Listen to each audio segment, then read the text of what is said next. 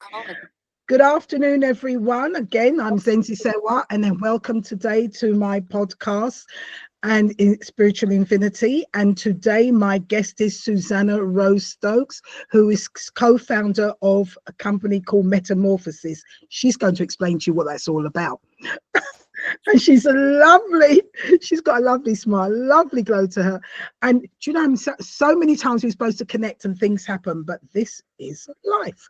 But today she's here, and I'm going to turn you over to Susannah. Welcome.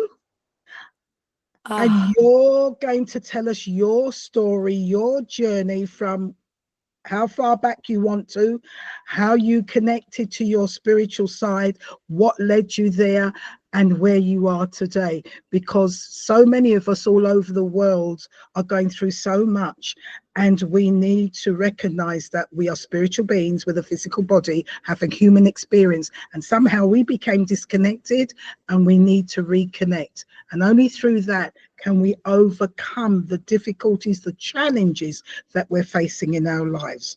So without much ado, Susannah, over to you.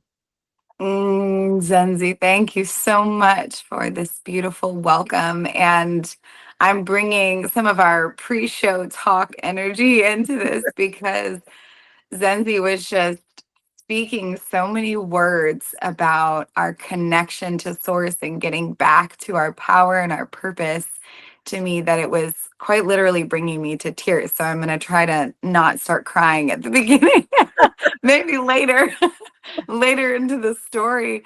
But it is such a pleasure to be here. And I feel like, I feel the joy between us. And honestly, what I've learned about joy is that, first of all, grief is the portal to joy.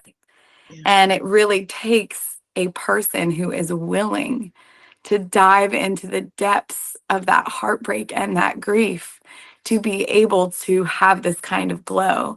And it takes one to know one, right? So I know it. I know you've been through something very intense in your world, many things perhaps. And my journey of sort of stepping into grief started. I grew up on a blueberry farm in Georgia, in the state, in the United States, and that life felt very idyllic. And there was so much connection to nature. And she was my first connection to God, to source. And I spent a lot of time outside and outdoors with animals and with plants. I ate every leaf on our property. I hope they all tasted nice. No, they didn't, but I was determined to be part of nature, right? I wanted to taste her and to feel her and to experience her. And I'm just lucky I didn't get like poison ivy, for example, you know. Yeah. I knew some of them not to eat. But what that afforded me was this beautiful natural connection with source energy that started me off with this base. Mm. And then as I got into the world, I got farther and farther and farther away from that and more disconnected from that. And Mm. that was the grief that I started to really feel within my body, was really what you were describing, which is that disconnection from our source energy. And my journey from the farm took me into the military, which was at the sort of guidance and the recommendation of my father, who had been in the Marine Corps in during Vietnam. He had not deployed, but he was an attorney in the military, and he found it to be radically effective for helping him to navigate life. And many years later, after I've gotten out, hindsight, I understand. I get it now. But when I first went in, I went to the Naval Academy, and it was the first time I started to experience like difference between people. I experienced like a little bit of difference growing up, but being in Atlanta is run by the minority communities. It's not run by what we would call the dominant, white community. So when I started to go into college, I started to feel different. Not only because I was a woman, but also because I thought differently than a lot of people. I was always like the hippie, the yoga kind of girl in the middle of the military. And they were like, "What are you doing here?" And that experience started to make me feel isolated. I felt deeply isolated. And and then I joined the Marine Corps out of the Naval Academy because you can go into either the Navy or the Marine Corps. And that experience of going into the Marine Corps where it was 8% female, and certainly like 1% female who was also spiritually connected and really found joy in nature. I've been deployed to war, and it was in war that I felt this deep, deep grief and this sadness, this disconnection from earth. And I was even in a desert environment. I was in Afghanistan. And while I do believe the desert is an absolutely beautiful place, there's so much life there. Just the difference between the green, lush, hilly, beautiful, watery place where I had grown up, and then this sort of barren desert where you had to worry about whether you were going to stay alive the next day. That contrast caused me to go into my first round of depression. Oh, Yeah. okay.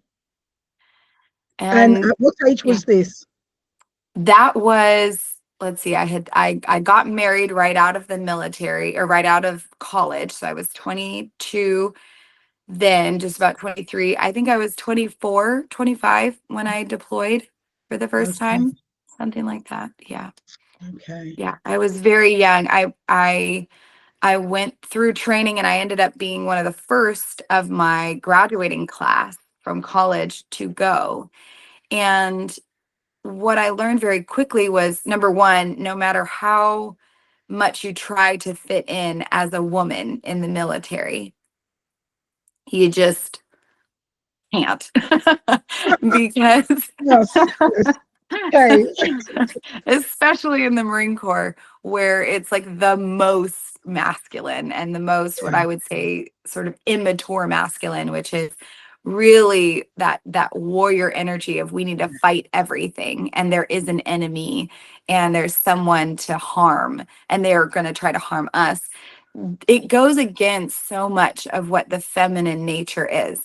And I yeah, also want to offer that there were so many things I learned from it. I built a lot of my masculine qualities in the Marine Corps, so I'm deeply grateful for. And there were some amazing mentors I had there. But speaking to the darker aspects of it, my heart broke completely. It didn't break open quite no, yet. That we'll get to that story, but yeah, it started to break and also harden, because whereas I was this young farm girl who loved her dogs and was able to feel that freedom of being connected to nature, then I was told that I couldn't go certain place. I couldn't leave the base because it wasn't safe, and you would be, harmed or killed if you went to certain places. You were, yeah, stuck. tempting, yeah, Right. And so that experience, I remember one moment in particular during my first deployment. I controlled aircraft. I controlled the airspace, and I had a team of controllers, similar to air traffic control, but more battle space oriented. And I remember us watching one guy who had just dug an IED, an improvised explosive device, and put it in the ground. mhm, And he then sped away on a motorbike, and we saw him with our drones, with our UAVs, unmanned aerial vehicles. And so we're following him with the video footage and planning on, taking him out with a missile, because he's, at this point, he's an enemy. And I thought to myself, who is this man? mhm, Who is he? Is he really an enemy? And isn't he someone's brother, maybe son, certainly someone's son, someone's friend? He's part of a community. And the likelihood is he's not even a quote terrorist. He's just some guy who was either threatened or paid or both by the terrorist organizations to do this task. And Yeah. he was worried for the safety of his family and didn't know any better. Yeah. And Do you know, that cognitive dissonance was a lot. I, I'm so proud of you for thinking that way. I'm so proud of you for thinking that way. Because It, at war, we don't stop. I know it comes out in some films sometimes, when they're in that war, they start to look at the young boys that are fighting, and you think, whose son, yeah, they're just doing what we're doing, and right. it's worth it. And is it really an other? Is he Yeah, really other than me? Aren't we just the same person? exactly. Same thing, And isn't it? that's the feminine knowing, right? That we have lost a lot of that feminine knowing of everything is united, everything is Yeah, one thing. yeah, And this illusion of separation because you live in that body and I live in this body and our bodies look different and we make different choices and we live different lives. All of that, and also those stories are important. They're significant, and it is still this illusion because we are all connected yeah, to everything. And I learned a lot of that from Earth. Yeah. yeah. And Mhm. therefore, why do we have wars to kill us? To kill us. Oh my goodness. And Zenzi, That's I what you got to remember say. having I had these incredible conversations with one man who was on our base who was a contractor, a military contractor, and so not in the military, but he did all the Wi-Fi for the base. Yeah, yeah. And his name was Suleiman, and which is a strong, very strong Muslim, is Islamic name. And Yes, when you said he Suleiman, I thought uh-huh. Islamic. Mhm. And he was white, and I don't actually know if he was Muslim. He may have been Catholic, but where he came from Bosnia, and he had gone through the Bosnian War, and he told me about these circumstances in which brothers or cousins, members of the same family, were on different sides. Sides. Yeah. Yes. And they would fight against each other during the day, and then they would call a ceasefire at night and they would have dinner together. And I remember Really? thinking, what? I was Exactly. like, When I say really, are we mad? Like, what is it's like, this world? what's wrong with our thinking? What's Yeah. wrong that we can Yeah. eat together at night, but we'll go on opposite side, killing one another? I'm sorry, I cannot comprehend that. I also How can't can you eat comprehend that. eat and smile and kick, and then go back and want to kill you? It just, yeah. And to me, that was sort of the representation of the confusion Utterly. and the disintegration and the separation and the compartmentalization that Yeah, we've all been okay with, right? Because then I started to see once I got back from war and having some of those insights and seeing what we were doing there, I went twice. I realized that we were expecting people to compartmentalize and we were expecting people to go to this place and do these things that were awful, yeah, and then to come home and to not bring that energy with them and to just be okay. And while I didn't ever stand in front of a person and shoot them, or I was never in direct combat in that way, our base was regularly being targeted. I was there during a base attack, and there was a regular just security threat in general. And just that sense of deep unsafety alone was enough to shake me. yeah, yes. So, yeah, it was Because it's one set of human beings killing another set of human beings, and you're aware that they're right. all connected. Yes, Why would you do that to them? Why would they do that to you? right. For That what? this exists anywhere on our earth. Yeah. And it was important for me to see it up close for myself in this lifetime. I understand. I had to work through my warrior tendencies, and Yeah. I still have, that desire to fight, right? When something Yeah. happens, or I want to control the situation by fighting it. And I found myself over time realizing, and it took me years, it's taken me years to realize that I had PTSD, obviously, and likely complex post-traumatic stress, Yes. that all these things start with childhood, and then they compound.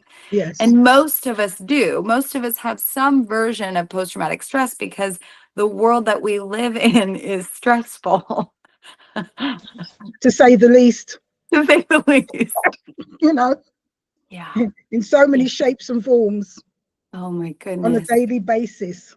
Yes, and it's affronting, and there is an incredible amount of dis-ease. That's kind of how I describe it now, is This we is, are a diseased society, which is dis-ease. We are yes, all uneasy, yes, unsettled, and yes, that's what's causing some people to hyper-regulate to anxiety or hypo-regulate to depression. And I found myself doing both of those, mostly anxiety for me. okay, And it led me into some quite toxic relationships. It led me into toxic work environments that overworked me and caused me to to use that unsettled energy towards something, right? And yeah, in some ways it's this is coping. This is how we cope. We learn, and I learned how to put that energy toward, okay, I'm going to work out all the time. I'm going to work at long hours. I'm going to be obsessed with all of my little projects and hobbies and things so that I can catch myself up in something external and stay out of what's really in here and what's really yeah. hurting. To avoid, Correct. to avoid that, and Yes. to cope in this outside world, Yes. and to shut down the inside world, which is the Yes. true us. And the deeper we go into being willing to sit as still as possible with that inner self, Mm. the more you feel ease and stillness and settled. And it's sort of a catch 22, because you need the stillness in order to get to the ease, and you need a little bit of ease to get to all of it, right? So it's like, which one? How? How do you do it? Yes, yes, the spiral, right? The We're just spiral. spiraling up all the time. So so that journey of being in the military took me to um then to Silicon Valley, which is its own version of war. Yes, I'm glad you said that. It is. It's another Yeah. version, And people were the always like, digital "Oh, version. that's so weird that you went from the military into Facebook. That seems different." And I was like, "They're really not that different." A lot of similar tendencies. And also, I met so many soul family members there. I mean, I went to these places to find my soul family, and I found them in Afghanistan. I found them in Silicon Valley. I found them every place. So each chapter I deeply embrace and love and integrate as a part of my journey, not to shame or to say that was a bad thing or that was something that I wouldn't do over. I would do it all over again. I wouldn't. That'd be hard. It'd be hard to go back to some of those places, but I would do it all over again because it's led me here to where I am. And the journey of going into Silicon Valley after the military at least got me into an environment that was a little more open to exploration and curiosity. It was not quite as dominating and authoritative and Brutal, yes. structured. Right. Mm. So I had more freedom to explore. And what I ended up exploring was psychedelics, was plant medicine. Okay. And that led me on this journey, a combination of plant medicine, meditation, breath work, and probably every other kind of like biohacking tool you could think of, led me on this journey into myself, of Okay. being able to be still enough to sit with the unease, the dis-ease, to come closer and closer and closer to who I really am. Yeah. That is a journey. Mm. That is a journey. So from war, military, into Tech, Silicon Valley. technical war, Yep. Technical war. Love technical that. war. We've gone Yep. from military war to technical war, um, and that has led you to where you are today. So now, how did you actually connect with those spiritual things, Yeah. with those spiritual tools that you are now using and that you now help? Yeah. The Honestly, I would say the Burning Man community, which many people know about. Burning Man is kind of infamous, but the festival community that has worked with plant medicines more recreationally for play. Mhm. I got involved in that community because they also like things like yoga and, Buddhism. And I'd lived in China for a period of time. So I've always been interested in more, Eastern or alternative or things like that. So I'd always been drawn to those places. And I was drawn to that group of people. And in San Francisco, working with plant medicines is not nearly as taboo as it is in a lot of other places. The culture there is more accepting of that kind of substance, right? And many different substances, right? Some are regenerative, some not so much. But what I discovered was when I got into those communities and also sort of the self-help professional development, I was always on this path of, and something my father taught me, he said the purpose of life is the progress of the human spirit. Yeah. And I was like, What did that mean? yeah, what does that mean? And so I was always doing what I could to progress my spirit in some way. And the first time I engaged with plant medicine, which was recreational, it was purely for fun. I remember the medicine, it was LSD. And I was watching this, I was over this beautiful valley in California. And I saw the trees across on the other mountain, and I watched them breathe with me, with my body. And they actually did with my eyes. It wasn't like, it didn't feel like a filter. It felt very real. And I watched them breathe as I breathed.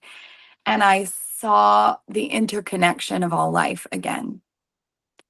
And it brought me back to the farm, to that little girl Yeah. that was connected to source and who felt that. And I thought to myself, I know this feeling. This is familiar. Yeah. This is what I used to feel. This is the interconnection of myself and everything else. I'm not separate. And that moment, then the medicine sort of told me or gave me a hint and said, this is not just for recreation. This kind of medicine and different kinds of plant medicines are often used ceremonially, and you work with us. You are someone who helps by using these in a more ceremonial way, or like a working, I use the word work. They're for work too, not just play. And it took several years for my brain to comprehend that and to start to accept it. And there were a lot of people who came to me and said, I think you should take me on my first psychedelic journey because you just seem like the kind of person who That should. can handle it and understand what it's all about. Yeah. And they started to see things in me that I didn't see in myself. And I thought, me? But what I was also going through at the same time as I was experimenting with these different methods was my sister was trying to kill herself. Oh, And that was such a deep trauma for our whole family, because what we found out later, and she's given me permission to share this story, was that she had been sexually assaulted in college, didn't tell anyone about it, and then slowly but surely she, what you might say is like, went insane, basically. And then they overprescribed her all sorts of medications that were just literally dozens of medications to calm her anxiety, antipsychotics, everything you could think of. And of course, nothing worked. It just drew her farther from herself and from her true nature. So it drove her even more insane. And while this was happening, I was thinking, I can't live a life without her alive. Mm. Like that's not okay. And Unacceptable. unacceptable. And it's certainly not okay with my family. And what I realized later was that her journey was mirroring a lot of the things that I had experienced as well. That there were parts of me that also wanted to kill myself, but I had not yet fully admitted to myself that that was real. Mm. And so what I saw in her was my struggle. And I felt deeply convicted to not let her go. And so she was sort of my external mirror for my own internal Yeah. experience. And seeing that, and it was through taking the plant medicine that helped you to see that. And Ultimately, it did, yes. and what other things did you also engage in to help you Mhm. spiritually? Oh my goodness, Enzi. It was so much. Well, I'll also share that with her journey, she did 2 ceremonies with plant medicine, and she stopped trying to kill herself after the second one. So it was wildly successful, but also there were lots of other tools that I was working with. So the main one at the time was meditation. And in 2020, I did about a year of dedicated meditation. I'd been let go from my very toxic job, not the one at Facebook, but another one. And that set me off on this journey of realizing, like, I can't go back into the corporate world. I just cannot. I can't go back into these big environments. Mm. So I sat every day and I meditated for 42 minutes. And every single day, it felt like my body was on fire. It felt like I had a volcano inside of me and I was going to erupt. And so then I also added in things like breath work. What I really love holotropic breath work, which is a method that hyper oxygenates the body and then it helps to release and kind of cleanse things out of your body system. But over time, I've learned that even while I deeply honor meditation and everything it taught me about stillness and sitting with uncomfortable emotions, I've moved from the mind down into the heart and become much more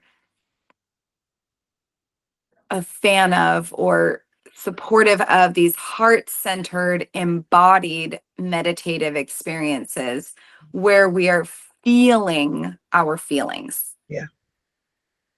And that's what I've learned more recently, is to feel my feelings, which seems so obvious, but it is not obvious in this No, world.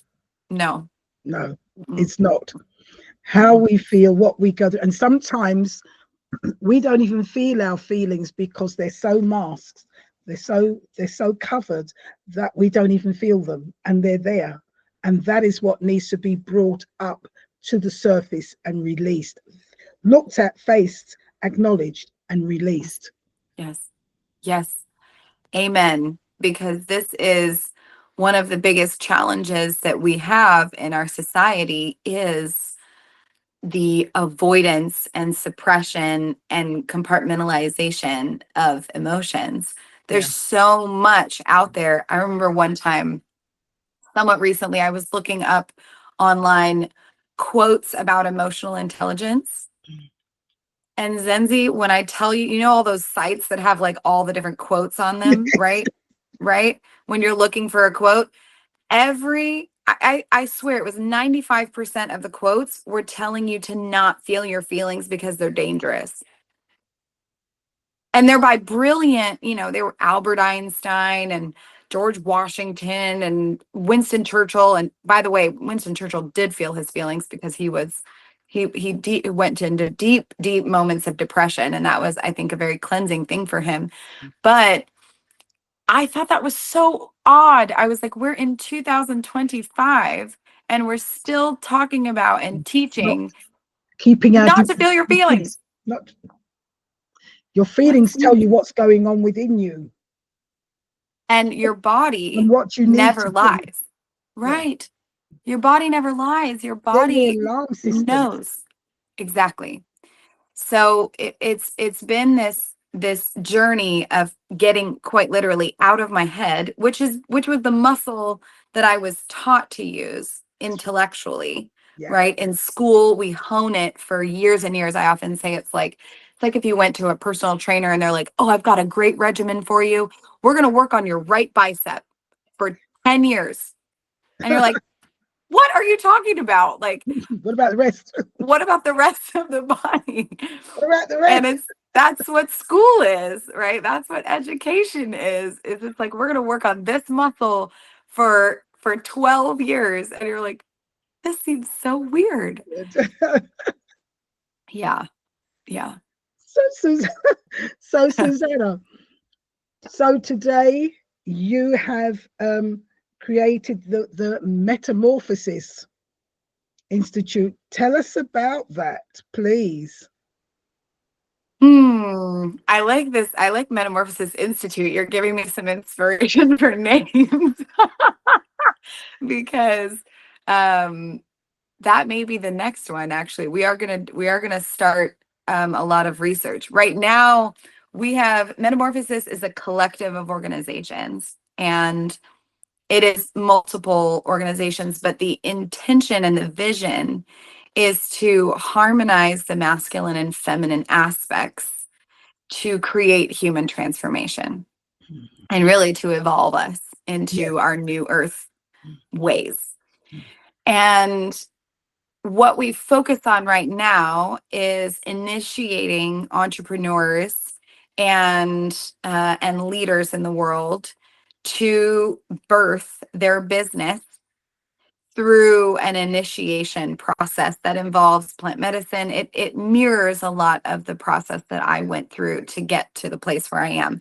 We also have retreats, events, we have online courses, we have Yeah. all sorts of other ways that you can interact with us if you're not ready to go through the full initiation journey. But ultimately, what I discovered after I'd done some consulting work in the corporate world and really felt like we needed better leadership Mhm. everywhere was that the only way to encourage this new earth that we're building that's got a balance and a harmonization of the masculine and feminine within it is to help people get to the truest essence of who they are, That's right. to really pull away all of the layers and the masks. They've got to be able to like know themselves Yeah. and to remember who they are, which then naturally causes us to seek connection to Yes. source. Yes. Yes. Because if we don't understand who we are, Yeah, we're going to continue being who we are now, which is not the real us, that's right. and therefore continue to live in pain, continue to live in a lie, continue to live controlled, Yeah. continue to live blindly, Hmm. and continue having the world that we have now, which is not nice and which is supposed to be beautiful because we have the power to do it. I couldn't have said it better myself. That's it. That's it. And I was just saying to you before is that all our religions, whatever you're doing, and you know, it's supposed to be for one thing and one thing alone, was to lead us back to source. Yes. But it's been Yep. usurped and twisted and all kinds of things so that we start to live a lie that is lesser than who we are, because everything is within us, because we are all connected, because source is within us, all around us. um, we, we are it, and it is us, and collectively we are giving all that information. And so to live the life we're meant to live, we really in this age are supposed to work on ourselves, to unblock, release, understand, so that energy can flow and be as Yes. one. Yes. Yes. And that process is something we teach at Metamorphosis. We call it complete, claim, and then create, because that process is often starts with karmic, what I would describe as karmic blocks or karmic loops, right? Yes, If we believe in, and a lot of people do, some people don't believe in multiple lifetimes. I know this to be true because I've yeah, remembered my own past lifetimes, yeah, and I came into this life with a bunch of lessons that I yeah, needed to learn. yes, yes, And I had my little clipboard of yes, checklists. Okay, I'm going through that lesson. yes, And that process of getting unstuck, so many people have gotten stuck in one, and I look at it like a spiral. There's this yeah, beautiful spiral of ascension, right? As we're expanding, and a lot of people have gotten stuck on one rung, on one loop, and they just keep going over and over and over again. This is what we see as addiction.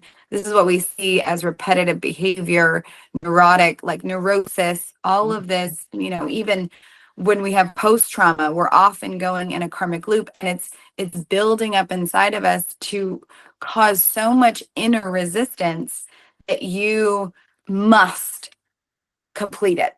you yes, you are compelled to complete it, and then remember a little deeper about who you are. And we've built incredible systems to both uh, cause you to avoid, to numb, to yes, distract, yes. and to pull you away from Oh, who yes. you are. I like the way you said incredible systems, because we've built them Yeah. to distract us, and Oh yeah. and we've been helped to layer them as well in what we see on TV, what we hear, what even at school and everything. They're all there. And our advertisements of what we do and how we eat, it's layer upon layer upon layer, not only to distract us, but to block us, Yeah, that's to right. cut us off, Yes.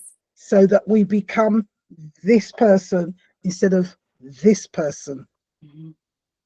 And I think that's why there are so many religions that, kind of demonize the ego, Mhm. because we have built this egoic centric world in which we've built our egos in falsehoods, Yes. in lies, essentially, or masking. We're masking our true power. And even myself, when I continue to discover the layers of who I am and the powers that I actually have within my spiritual being, Yes. I am I am in awe. I'm both in awe and often afraid. I'm Because you like, think, is oh that man, me?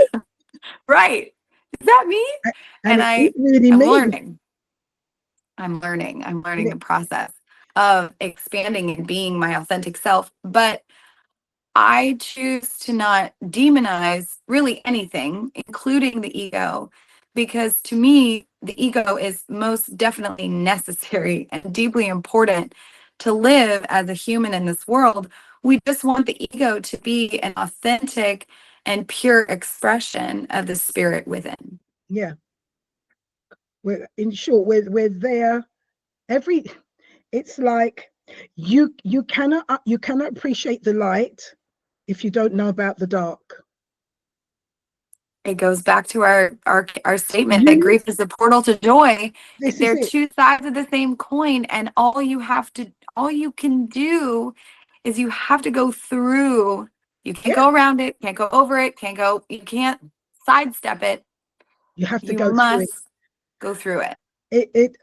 My previous podcast I did, I was talking to and Banyan, and I'm going to release it. And she was saying that it wasn't until she was 19, she was here in America, and she was watching a comedy show, and when she came to laugh, it was huh, huh, Oh. and it was so strange for her to laugh. She grew up Mhm. not knowing what it was to laugh, Oh. to have joy, and Mm. here this feeling inside was trying to push out, and she said it came out as a huh, huh, but she said it felt good, but she couldn't understand, and she was studying psychology, and then she realized in herself there was so much wrong with herself. She Mm. didn't know about laughter. Mm. And she was at 19, and Oh. I'll release that video so you'll hear it. And this is when we mask things, we don't understand, we don't realize who we really are and how powerful we are. And I think if we understood, in some cases we could become afraid. We think, Yeah. Oh, yeah. Oh, I mean, so many of my clients start to meet who they really are and to be able to access things like uncontrolled laughter, yes, right? And that they are initially intimidated by that being because most of us are highly powerful spiritual beings that have kind of crammed ourselves into these little bodies. And we're doing our best and to fit. behaving like mice Right. when we're really dragons or Yeah. lions. My son is was born in the year of the dragon, and I was born in the year of the dragon. And he were you too? Dragon Dragon, sister. And that has been so powerful, wonderful. I called him spiritual. the little dragon king, and that's what I put on everything so that when people, sent him gifts, like we have dragons everywhere, just to remind us of the dragon energy that we have within us. Like that's how big and powerful, probably more so that we all are, including him in his little 5-month-old body, right? Yeah, He's just this tiny little magnificent creature. And I'm learning how to encourage myself and others around me through encouraging change, because honestly the biggest need right now and my purpose in life that I was sort of given both when I was very young, and then it built on it when I had a powerful spiritual awakening moment, is change. That's yeah, why we call it metamorphosis. That's the whole point. I'm like, we were built for change, and we are built to help you change and to embrace the concept of change, because basically the process of coming back to yourself is a series of massive changes yes. that you have to get used to. Yeah. And it's not easy. Mm-mm, It's not mm-mm. easy when we start that It's journey, not. and it's not easy for that change. It's not easy looking at ourselves. It's not easy realizing that who we think we are not, That's right. and coming to terms with that, and really stepping into that power, stepping into that skin. And once you step in, there's another layer. So you're constantly stepping, you're constantly growing, you're constantly rising. And at the same time, control. When I say controlling it, understanding it, go Yeah. with the flow, and realizing that it's all a part of what is. And it's about balance. Because when it becomes imbalance, it goes, and Yeah. it's about balance Becomes and flow, toxic. becomes Right. toxic, and it's about balance and flow. Well, that's what our earth loves. She loves flowing and she loves balance, Yeah. and she is perfectly balanced in And her own way. speaking to you about that, and what's coming to me is that a lot of things that are happening in our world today, and a lot of people who are causing it, actually are imbalanced. Yeah. It's not that they shouldn't be there, because we're all we are of the creator. The good, Yeah. the bad, and that all is coming from this energy. Hmm. But those beings, those people are imbalanced, Yes. and they need to be rebalanced. Yeah. Well, this is a lot of what our work is, especially when we work with plant medicine in one-on-one ceremony or in retreats or even in our microdosing containers. What we're often helping people do is, you mentioned blocks before, unblock, because I see the energetic channel as quite literally an energy channel. Think about the power lines outside of Yes, your house, right? yes, It's essentially a massive power line going through your body. And what a lot of people have are these places where it's been frayed or it's been blocked by something, it's corroded, it's not healthy. And so then you have these like moments where it just like sparks out into the yes, body. And this is where we have, chronic autoimmune things like fibromyalgia and overstimulation, epilepsy, seizures that are stimulating the nervous system unnecessarily yes, because the energetic channel is not safe and is not well. And then we have this process. Once we can clear and kind of mend and heal some of that, then we come into the process of balancing, which to me is really about alchemy. It's about integration.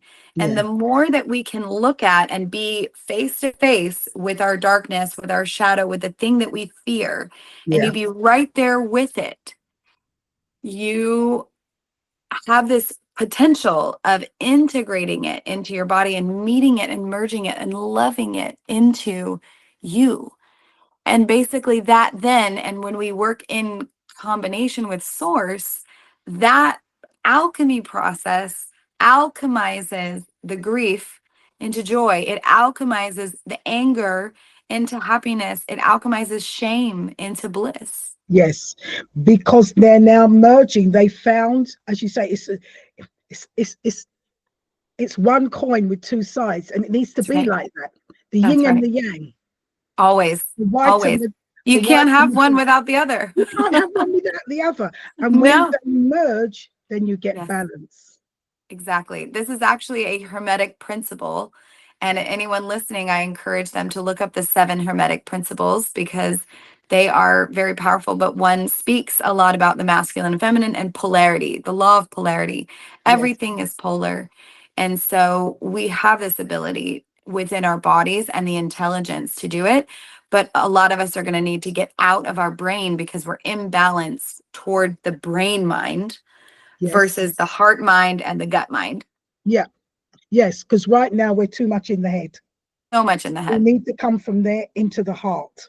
Yes, And once we ma'am. come into the heart, because it's the heart that balances everything. The heart Yes, it balances the is. upper, and the heart balances the lower, which are the chakras. You have the 3 lower chakras. You have the heart, but the heart is the combination from the lower, which is Mother Earth, the balancing of there, the grounding, to the higher, which is the 3 chakras there, and the heart balances and keeps That's that right. harmony. It is the centerpiece that The balances centerpiece. both sides.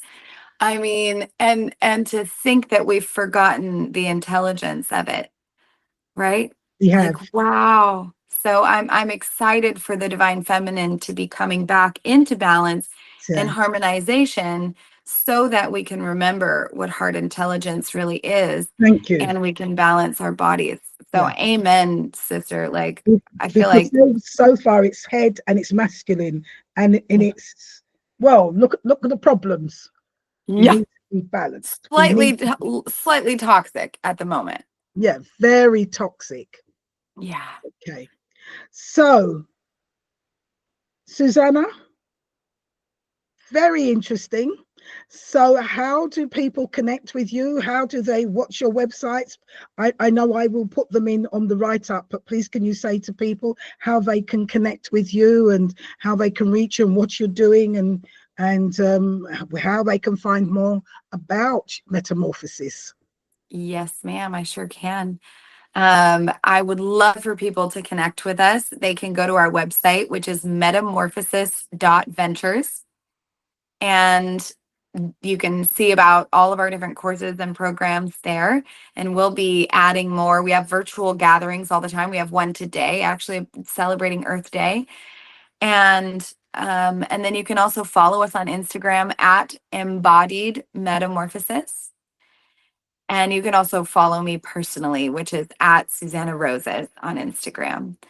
So I love to connect with anyone, like your soul family. Obviously, Yes, we are soul family. So yes. anyone that comes from this, like, please DM me, reach out to me. I would love to hear from you. Join our email list. We would love to just connect and stay connected, because we need to stay joined in this effort and in this time. We do. We need to stay joined. And as I say with my podcast, it's bringing different light workers who are doing it in different ways, but it's all to connect back to source. Just as we have different types of food, we don't all eat chips. That's We have to right. have chips. We have to have fruit. And we don't have just apples. We have all different types of fruit. All We have different all, types. we have all different types of vegetables. We have all different, but they're all food. That's right. But we need it for different things and different reasons. And because we come from different parts of the planets, we eat it differently. But it's food, it's nourishment. And Mhm. therefore, the Creator gave us all these different things to help us, because we're coming from different angles, different karmas that's made us imbalanced, or whatever it is. So there's Mhm. so much out there. And I hope you are all enjoying my podcast, and you reach out to all those wonderful people that I'm trying to bring, because I know we all need to reconnect, because we're spiritual beings with a physical body having a human experience. We've become disconnected, and we need to reconnect, whichever way is right for you. I'm not here to say Amen. you've got to do it this way, that way. No, no, no, no, no, no. We've all got Just different journeys. connect. But Hmm. and I said, we're all supposed to do one thing and one thing alone. All of it is to connect back to source. And that's what the journey's all about. So I hope you've all got a lot from this. Susannah, thank you so much. I'm going to let you go because you've got your meetings to go to. We will be connecting again. But for now, bye for now.